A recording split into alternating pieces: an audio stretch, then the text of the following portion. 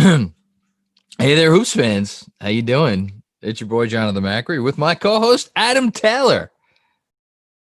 What is going on, everybody? Happy Monday. We've got basketball back, preseason basketball back. We do have saying preseason. Words, lots of words. You're the best. Welcome to another episode of the Pick and Pod podcast on the Talk Basket podcast network, of which I believe we are the only podcast. So it's not really a network. It's just us, presented by Talk Basket. That's all they really need, to be honest. That's all it is.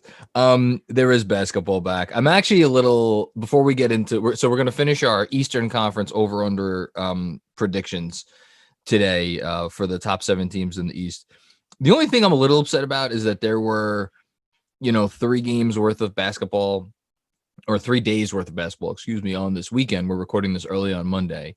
And I really only got to watch both Knick games because that's the team that I cover. And I watched like another probably about 2 hours, like just bouncing around on Saturday night. But that's really, if I had my druthers, I would have like recorded all the games and like sat and actually like digested all of them. But because I missed basketball so much and now it's back and I'm so happy. I mean, if you can see in the background, I'm watching the Nets game right now. I did not watch 1 minute of this game, and then this is not a game that I would watch 1 minute of. So, thank you very much. My weekend was busy too. It was my daughter's birthday on Saturday, so that happy belated. Woke me up at 6 a.m., dude. And then she was just fucking on the go. And then yesterday, obviously, we're not allowed to see family because of the COVID restrictions. So we moved in silence. Like Biggie said, you move in silence. Yeah. And I won't finish that lyric. So it's been a busy weekend for me too. My team didn't play. So I didn't watch. Celtics haven't played? Oh, yeah, that's right. I would have realized that. It's crazy, dude. They don't play until Tuesday. Oh, yeah. That's so right. I watched a bit of Gordon Hayward and the Hornets, and then I was like, yeah, LaMelo Ball's going to really struggle to put the ball in the hoop. He had some nice passes, though. I saw that. He did. So from what I've seen of Denny Advija as well, like he's got some good playmaking ability. He's hit a 3 already. I'm in the first quarter still. Yeah, so that's like the thing that I'm mad. Like I really wanted to get a look at all these rookies, and obviously I got a very close up look at Obi Toppin. Some good, some bad. Isaac Okoro, I watched his entire fourth quarter explosion for the Cavs. We both picked the Cavs under last week, right? Or did we take the Cavs over? I think wrote down. We took the under. We both took the under. Isaac Okoro, I think, may single-handedly make us regret that because he seems like a real dude. He seems like the type of guy. He just has that like look about him. I'm making this projection based off of literally watching 1 quarter of a fake game, but he impressed me. He impressed me that much with his fourth quarter. I mean, he scored 16 points in the fourth quarter, so it's not like I'm the basing thing myself was, he came in projected as more of a defensive difference maker, and his offense just looked great. Well, no, but he had that look about him, like, give me the ball. Like, I'm going to give me the ball and I'm going to win this game for us. And he kind of actually did. So that was cool. Ball had some nice passes. Haven't seen Wiseman. Wiseman didn't play, right? In their first game, I don't think. Yeah, didn't play. Didn't play. You've got a second-year guy in, what is it, Horton Tucker or Tucker? Horton Tucker, I saw had a nice game for the Lakers. 33 points. That's yeah. I mean, but the starters all sat out, so we got enough minutes to be able to put up 33 points. Speaking of second-year guys, by the way, my boy RJ Barrett making me eat my words. I've been low on him for a while. He looked damn good. You always like RJ though. I like all the Knicks guys. Do you know what? I'm probably one of the more higher guys on most of your young'uns than pretty much anybody, and I catch a lot of disrespect when I start saying, I was saying yesterday, Mitch Robinson's a legitimate building block defensively for you guys, and I had about 20 people tell me I was wrong. You can't listen to that nonsense. Yeah, dude, they're blind. They don't see what I see.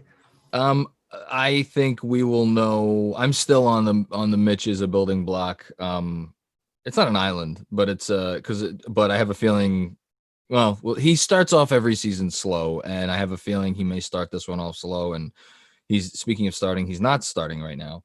So that's That's because Nerlens Noel's came in, who my wife found his name hilarious when I was watching it.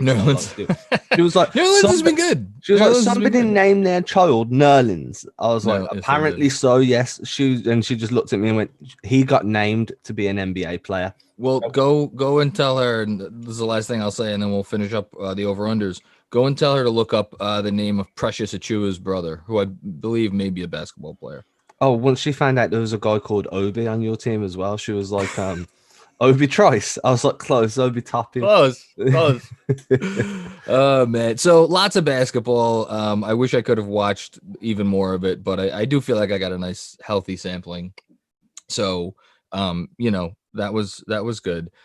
And yeah, let's finish up these over unders. So just to recap, you have them written down, but if you missed it, we went through the bottom 8 or the projected bottom 8 teams of the East last week, and we picked based on, I think I was using, I think same as I'm doing now, the Vegas Insider over under win totals, and we just projected, do we think they were going to go over? Do we think they were going to go under? And we cut it off after 8, 1, because we ran out of time, and 2, because there's a clear, kind of line of demarcation in the Eastern Conference between those top 7 and then your Orlandos and your Washingtons and Atlantas of the world. Feeling great about my Atlanta under, by the way. They can't stop anyone. On that note, are you ready to tee it off with our Indiana Pacers? Yes, sir. I'm always happy to talk about Indiana basketball, the mecca of basketball, which you'll disagree with. I will vehemently disagree with that statement, because that is a bunch of hogwash. Sounds like I'm not having it. I'll tell you, New York's the mecca of basketball. Fuck I mean, we know it is. The over/under for the Indiana Pacers. This is a little amazing to me. It's only 3 games higher than the Atlanta Hawks. So to go back for a second, the Hawks, we were both fairly surprised. Well, I was fairly surprised. Their over/under was 36.5, which basically means that Vegas is pegging them as a team that's going to win more games than it loses this season. Mm-hmm. The Indiana Pacers are 39.5, so only 3 games higher in this 72-game format. As we did last week, I'll also say what the projection would be for a full 82-game season. So Vegas essentially says that Indiana would win 44.5 games. That's their over-under for a full 82-game season. And this is a team that won 45 games out of 73 last year. So they are they are saying the Pacers are going to be a worse team by about 5 wins. And I'm quite frankly not 100% sure why. Are you? I mean, I feel like they didn't do much to get better this year. And teams, so I don't think they're a worse team. I just think the talent around them in terms of other teams around the league are better. And that's improved, because the Pacers team that's coming back this year is the same Pacers team that ended last season pretty much, bar a few little tweaks. Whereas, the Nets are back and they've got KD that from this game right now, he's looking like he's going to be KD. Other teams around them have got stronger. So that's why I think they're projected to have a lower win total this season. I mean, that's fair. But at the same time, Domantas Sabonis is now, is he 24? I think 23, 24, 25, somewhere in that range. Right? Made his first All-Star team last year. Like, that dude, I think, is only going to get better. Victor Oladipo was bad last year. He wasn't like bad for Victor Oladipo bad. He was just bad. And if this is contract year Victor Oladipo, obviously that has its downfalls. Like, is he going to be looking to get his numbers? He doesn't strike me as that type of guy. I think we're going to see a better version of Oladipo. We both talked about Brogdon. We both like Brogdon a lot. I think they have nice depth. I've been reading up on their what's been going on with their new coach. I actually think there's a chance that it's an upgrade. Not to say anything unkind towards Nate McMillan, who I think did a nice job, but yeah, I don't. I think I'm going over. Basically. I think there'll be a learning curve for their head coach, but by all accounts, he's an innovator and he's from that Nick Nurse kind of tree of. So you're going to see some very, very funky defensive schemes that are going to be ridiculously efficient, because teams are going to be like, "What the hell is this?" No, I'm comfortable taking. Can I take the evens? Are we doing evens? I mean, you could if you want to say that they. Well, no, you can't, because they can't win half a game. So 44.5. You have to go Depends over. If COVID strikes halfway through the game. It's terrible. It's true though. With No, anything, I'll nope. take the. Do you know? I'm going to take the under on this one. You really wow. I think this is our first disagreement. It is, yeah. So John's taking the over, and the reason I'm taking the under is simply because I feel like there's so much more strength in the East this season than last, and there's so many question marks around Oladipo that I I think they could theoretically end up with, without doing the conversion, they could end up with a 38 win season. I'd be quite comfortable saying that. I last thing I'll say, and well, you know what? This will actually be a perfect transition to our next team, the Toronto Raptors, because what I was going to say is like, yes, Brooklyn is back, and Brooklyn is back in a big way. And I've been high on them, and I'm talking about something that I am going to feel awfully comfortable picking in a few minutes. The Nets over. Spoiler alert. I also think some other East teams have gotten a little worse. And some of the other improvements may not be like, I think the Philly will be better, but how much better are they going to be like world beaters all of a sudden? Is Indiana going to be incapable of going into Philly any more or less so than they were incapable of going into Philly and winning last season? I don't really know. Boston, look, I mean, it is what it is. Maybe it got a little worse. Milwaukee, I think that, again, we'll talk about them. It's going to be the same. I like the Indy over, and I also like the Raptors over. So let's say what it is first. It is for the 72 game season. The Raptors over under is 41.5. I mentioned this. I think I mentioned this last week. We have both done writing for betting websites. The Raptors, since Masai Ujiri took over, and I was reminded of this because it got said on, I think this is the Low Post podcast, have hit the over something like all but one time or something like that since Ujiri got. They are, of every NBA team, and I remember writing about this last year, they are the safest bet to hit their preseason hit the over on the preseason over under win total. And like, again, it's like you look at it and it's like we're doing it again because here they are, 41.5. So converted, that's Vegas essentially says a little under 47 wins. This team won 53 out of 72 games last year.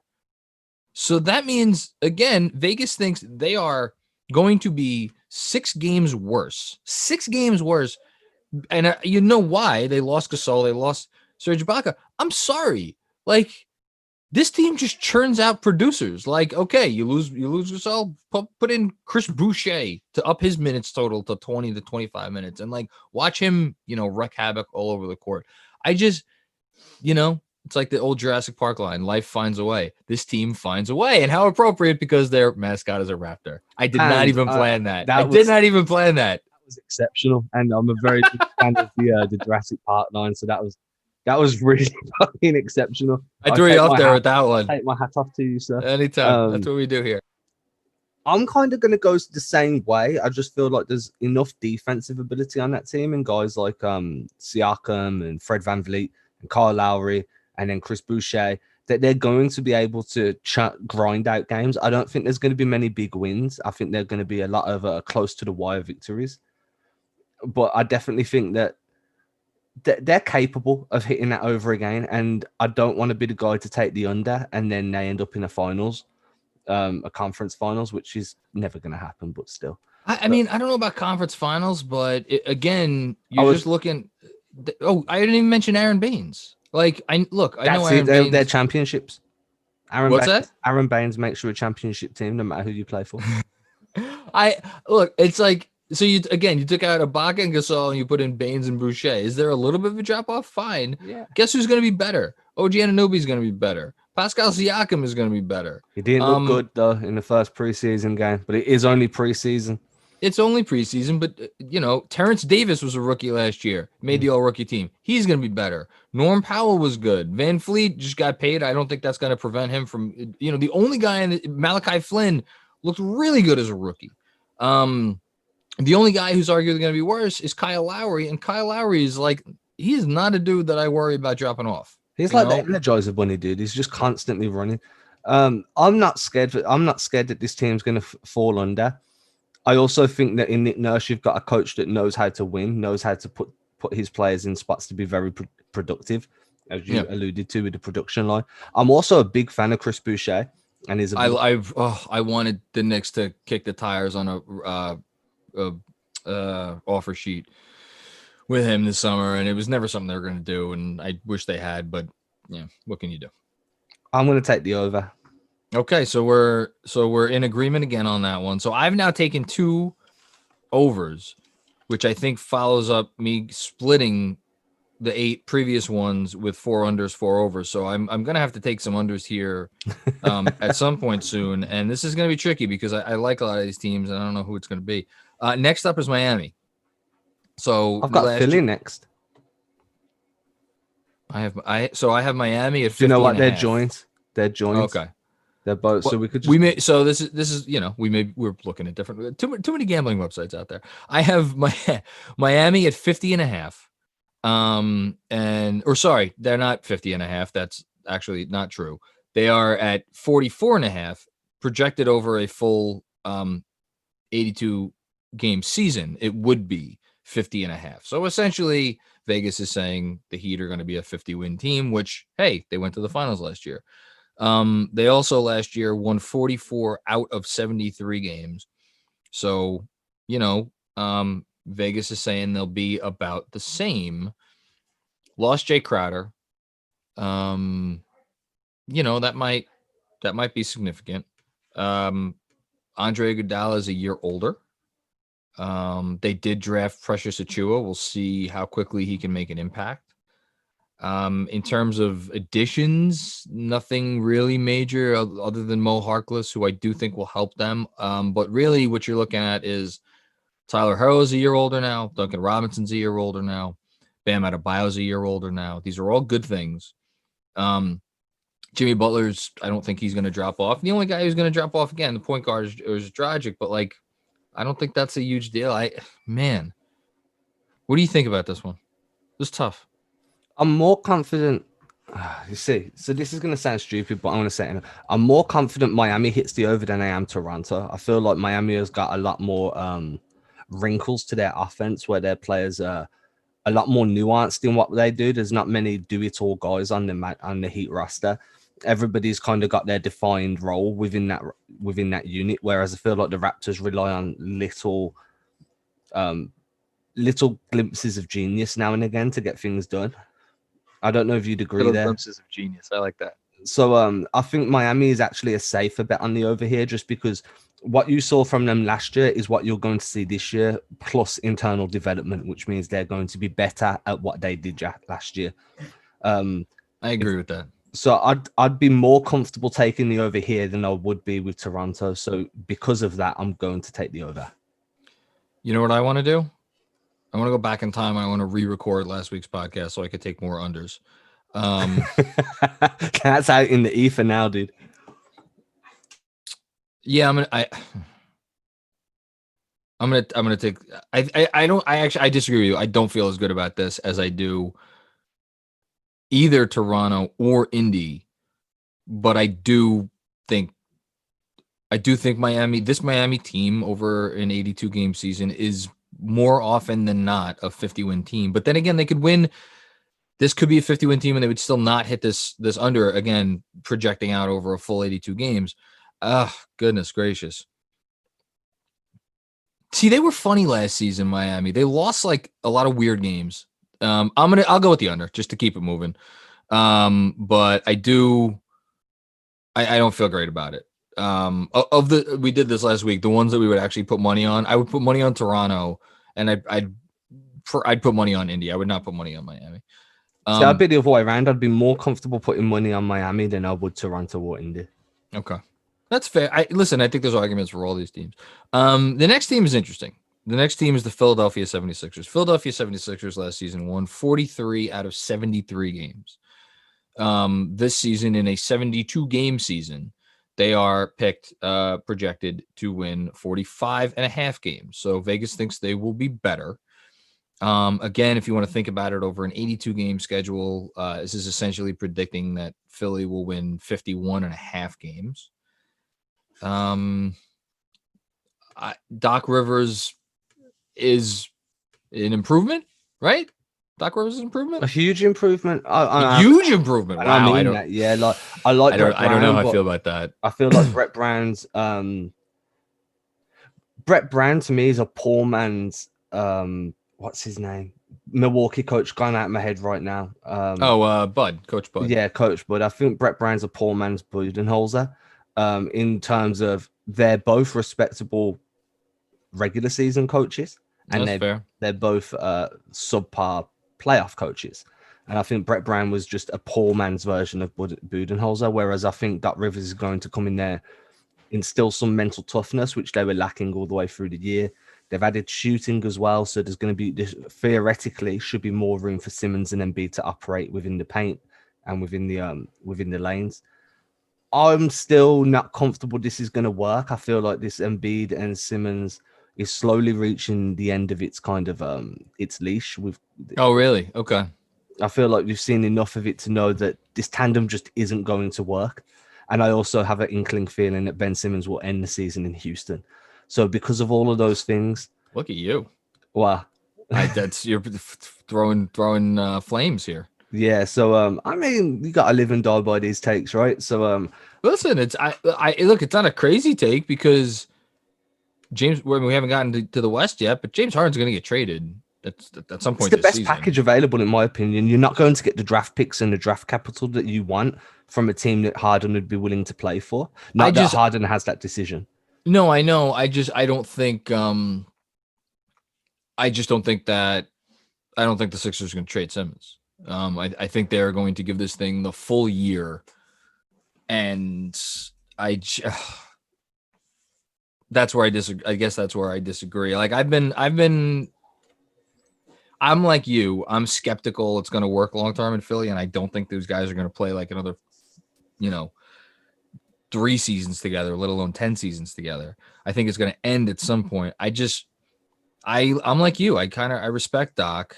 I don't respect him quite as much as it sounds like you do, but I do respect him. And more than that, I respect shooting. And they went out and got Danny Green and Seth Curry. And I think Danny Green and Seth Curry are going to make a significant difference. I also think, and again, this is something we haven't really brought up with these teams yet, but depth matters this season more than any other. And I think that's the one thing that could hurt Indiana, because I don't love Indiana's depth. I like Toronto's depth. I like Miami's depth, or just Miami generally, because whoever they pump out is generally good. And I like Philly's depth, because now it's, they got Shake Milton coming off the bench, theoretically Seth Curry coming off the bench. Tyrese Maxey is a rookie who should be able to play a little bit. I like Mike Scott. And then the great unknown, Dwight Howard. My goodness. You want to just to go off topic here, and this is basketball related, but this isn't real life basketball. We're going to mention NBA 2K for a moment. I was playing a 7-game series against the Sixers on 2K on Friday, and they were running. And again, it's simulated. Please don't take this as a hot take, but they were running Dwight Howard at the 4 next to Embiid. I saw it. Somebody after that signing happened, I saw on Twitter when I was scrolling the old Twitter app, a few people projecting like that is the starting lineup. Are people insane? Their offense when they were playing against me was terrible. Like they just couldn't score on me, but there was no way on earth I could drive the lane because there was these 2 giant trees just swatting away everything with their magic arms. I don't know what was going on, but I just wanted to point out that that's a possibility. They've also got Matisse Thybulle, who I like. Yeah, I like that. I didn't mention Thybulle. He's back. I'm not saying that I've got huge respect for Doc Rivers, but I do think that his teams are generally quite mentally tough. They don't give up they don't give up during the game. They tend to try and fight back no matter what. And last year, especially in the playoffs under Brett Brown, there was a lot of signs when Boston went on runs that there was going to be no response from the Philadelphia 76ers in terms of mental fortitude and fight. So I feel like I still want to take the under though, because it's Philly and they'll find a way to fuck it up. Here's the thing. I have to take the under, because if I don't take the under here, I'm gonna look like a complete jackass by the time this podcast is over with the other, because I know there's at least a couple more overs that I'm taking with some of these other teams. Yeah, I guess I got to take the under. I don't feel great about it. But I'm going to take the under. I feel very comfortable with this. I'm sure you do. You're right about Boston. Okay, that means we only have 3 teams left. And they are so we should say again, the site I'm looking at, Teams 2, 3, and 4 all have the same projected win total, 45.5, or the same betting line, I should say. Sixers 45.5. Next one up is the Nets at 45.5. So the Nets, it's not even worth mentioning that they won 35 out of 72 games last year, because obviously they got some slight reinforcements. It's funny. I'm going to go back on something I said just a couple minutes ago about their over being so easy. Two things I didn't quite think of as we're just doing this podcast, I'm thinking about more and more, is one, new coach, and not just a new coach, a coach that has never coached really at any level before, other than, like, I don't know, youth soccer.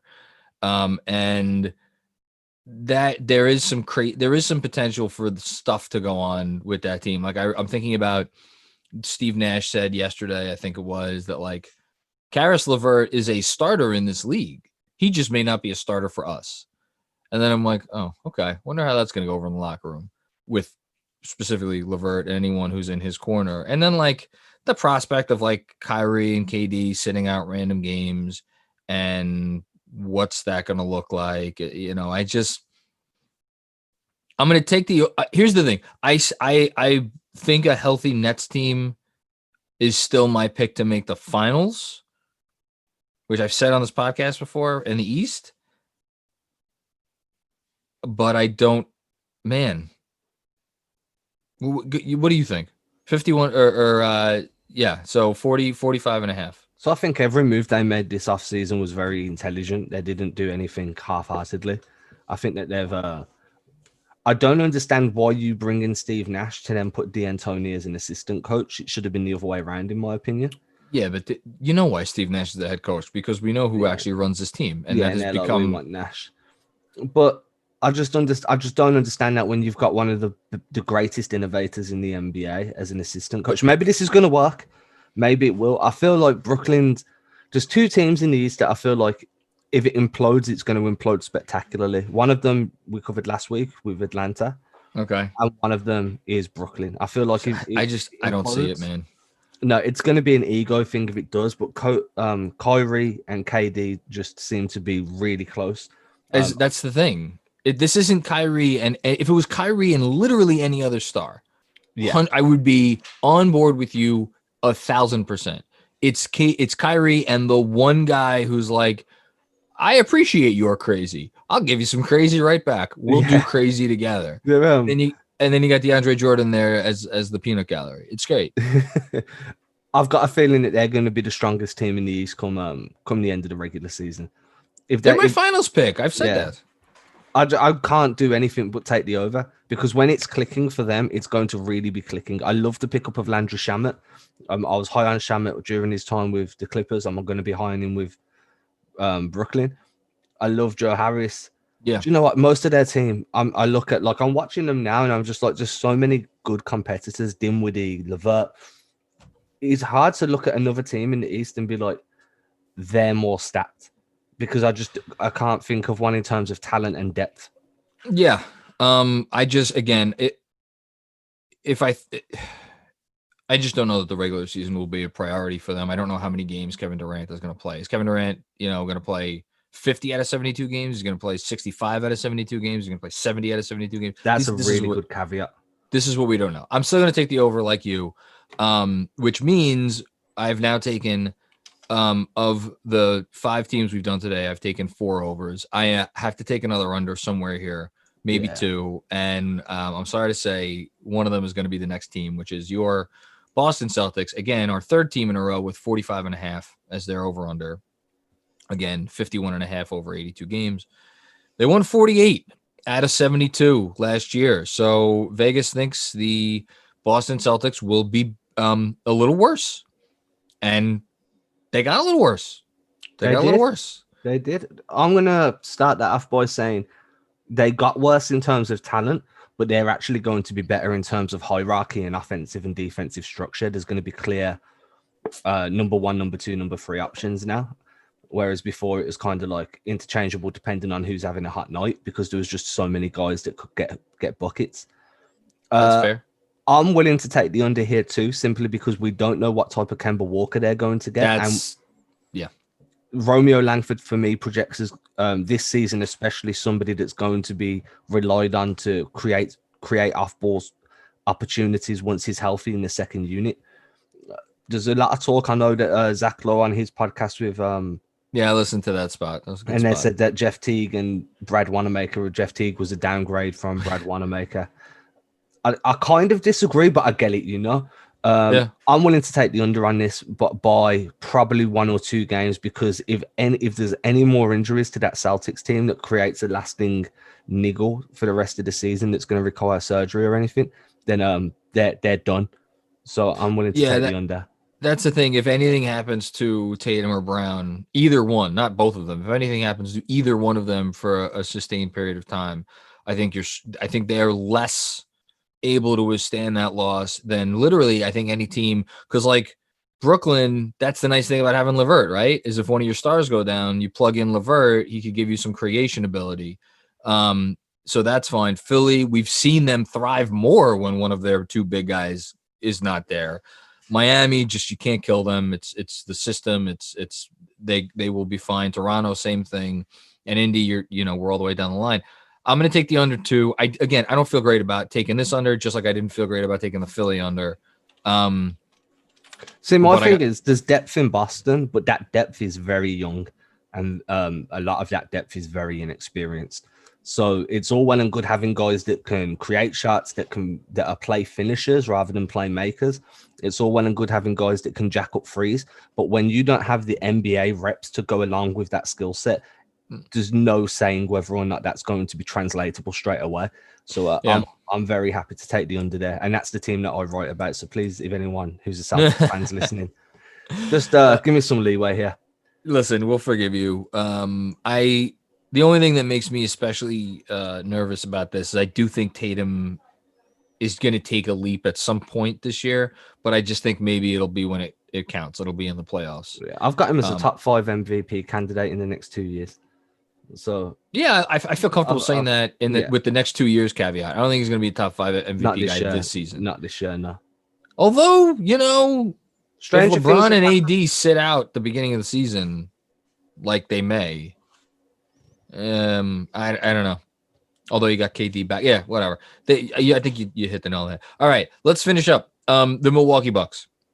The Milwaukee Bucks are four games clear of the next highest team with these projections. Yes, for over under win totals 49.5, which is low. And it's low because the over under is 49.5 in a 72 game season. And last year in a 73 game season, they won 56 games.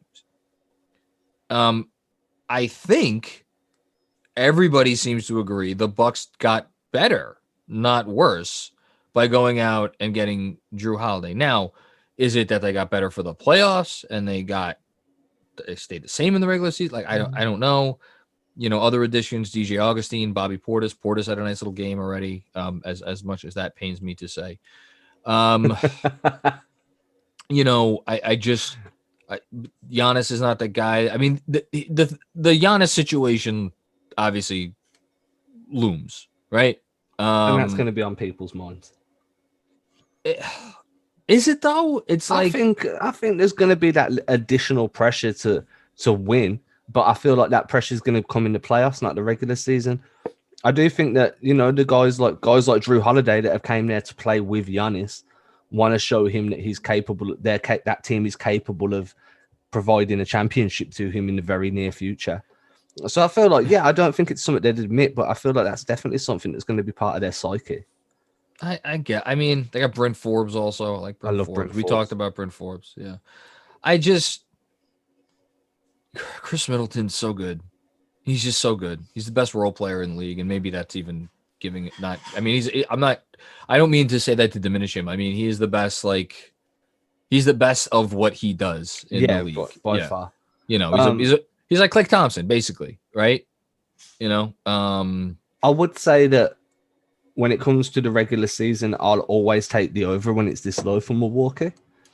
As I said earlier, I just feel like that's the thing. I don't know why it's this low. They've actually changed them because I kept the odds that you gave me last week, when we looked last week. Oh, The- which I probably should have been going off of, but of course I Yeah, had so to go that's look why up on I the had website. Miami and Philly. Okay, I got you. So these are the odds last week. So they've actually reduced them more for Milwaukee than what you've got. Oh, really? Okay. So they were 50.5 last week. So they've reduced it by a game. So apparently somewhere along the lines this week they've got a game worse. I mean, I don't know where. I don't know either. Goodness. I will. The rest of the East is good. The rest of the East is good. I'll go over. I don't feel great about it. Again, my big takeaway from this is when you do over unders, do all of them, and don't be like I'll look at the other totals next week, because I would go back and I would make a few of those ones that I did last week. I would change them to unders, because I just feel a lot better about all these. I mean, unsurprisingly, right? You're gonna feel better about good teams than you are about shitty. Yeah, teams. of course. So Yeah. I want to go through them all now in total from bottom to top.